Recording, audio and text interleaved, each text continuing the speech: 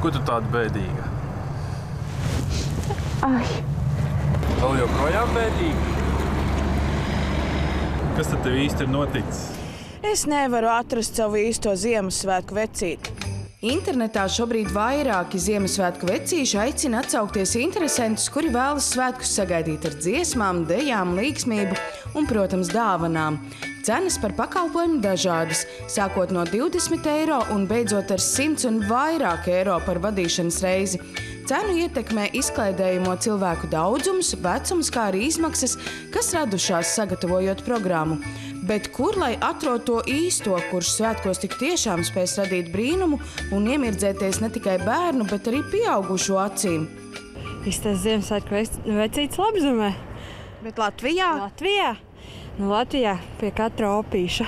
Parasti atbrauc pēc cenām teiksmām, atbrauc no ziemeļiem. Siguldā.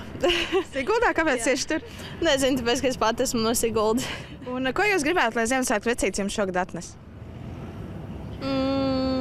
Žalūzijas istabai. Iespējams, ka jūlijā ar žalūzijām šogad iepriecinās Ziemassvētku vecītis ar vairāk nekā 10 gadu ilgu pieredzi – Dzintara onkuls. Viņš neslēpj, ka šobrīd par vecīšu klātbūtni svētkos vēl īsti neviens nedomā. Pasūtījuma laiks sākas pēdējā brīdī. Man pat zvana tajā dienā, kad viņi jau grib to vecīti. Vecīšu piedāvātā programma ar dziesmām un dejām ir aptuveni 40 minūšu gara, jo svētku vakarā jāpaspēj viesoties vēl aptuveni 6 ģimenes vai publiskos pasākumos.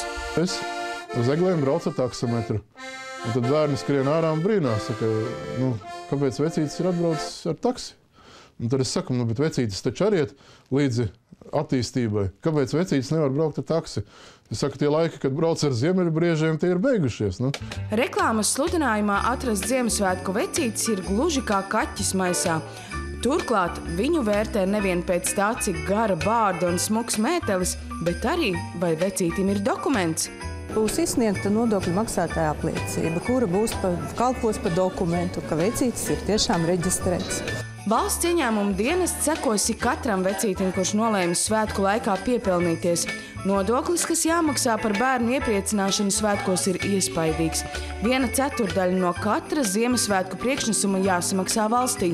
Ja tiek maksāts iedzīvotāja ienākumu nodoklis no saimnieciskās darbības ieņēmumiem, tad 24%. Savukārt, ja maksātājs reģistrējās kā mikrouzņēmuma nodokļa maksātājs, tad tiek ieturēti 9% no saņemtās naudiņas. Latvijā teorētiski ir vairāk nekā 660 vecīši, tomēr, lai svētku laikā būtu saldi sapņi un mierīgs miegs, ik katram vajadzētu oficiāli reģistrēt savu darbību.